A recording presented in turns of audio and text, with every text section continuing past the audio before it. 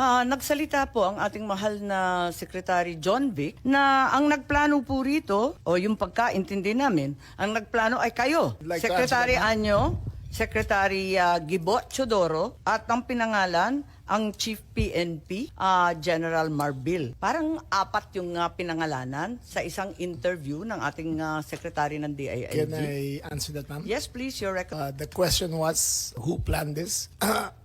I did not state in any way who planned it. The meeting was of executive privilege. It is a conversation between the president, once I mentioned. There was... So what exactly did you say? Ano sinabi po ninyo? They Ang asked me- pagkaintindi namin, itong apat na pinangalanan, ang siyang nagplano. Kasi Ma'am, we're already invoking namin. executive privilege in this matter. Yes. We're invoking executive privilege in this Yes, matter. that's fine, but it's Yes. in the interview, and it's Yes, ma'am. public.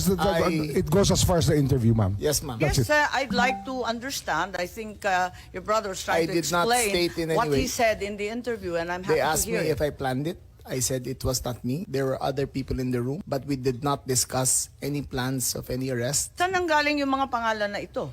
Ma'am, that again is executive privilege. Ma'am, let Pero me explain, ma'am. nandun- Let me nandun explain sa first, ma'am. interview po eh. Yes, yes, Ang ma'am. liwanag Let eh. me explain first, ma'am. We were discussing rumors of an impending arrival based Parang on... hindi yung ganun ang dating sa amin eh. Ang That pagkaintindi is namin, the whole apat ang truth, nagplano. ma'am. That is we were discussing rumors.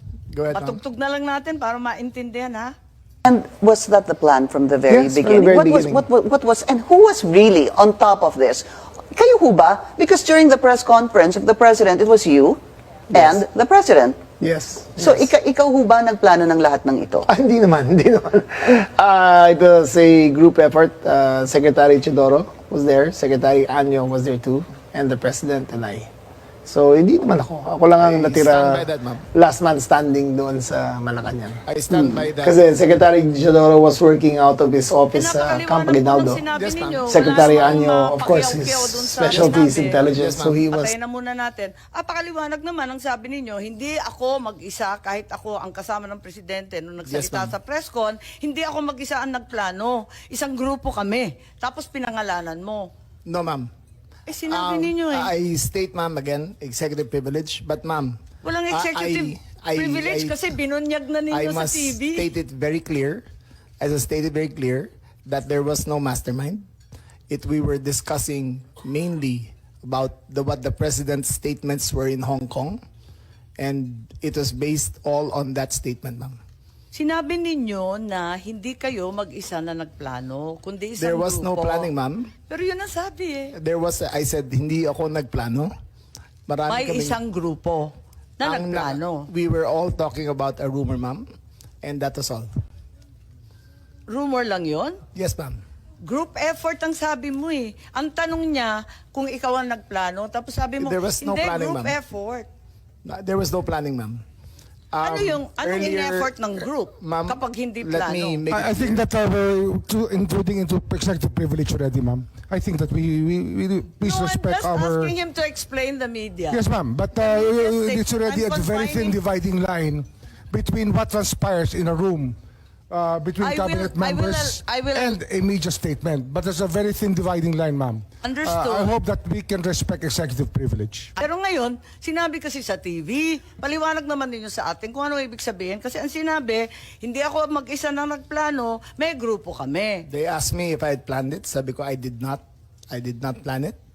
I said we were there, and not to skirt, ma'am, executive privilege.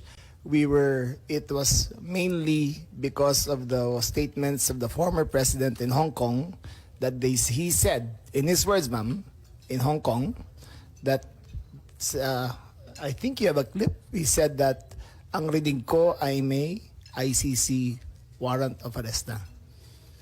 That was the best of my recollection, ma'am. So anong pinag-group effortan? To Anong discuss diniscuss the rumor, ng ma'am. grupo na That, again, ma'am, pinangalanan nyo? as far as I will invoke executive privilege, there was no, you cannot plan on a rumor, ma'am. Kaya nga, kaya nagtataka So, ako, again, bakit ma'am, group effort? Chismis lang naman yun. Chismis nga. Ayun Yun na nga, yun. kung chismis, bakit mag-group effort pa? Tapos pinangalanan mo Ma'am, pa lahat na maraming nag-group marites sa effort. mundo to, ma'am. Dabis naman yung marites, dami-daming It marites was a sa amin. discussion of a rumor based on the statement of the president in Hong Kong. Secretary Anyo, of course, his specialty is intelligence, so he was gathering all the information in his source, in his location.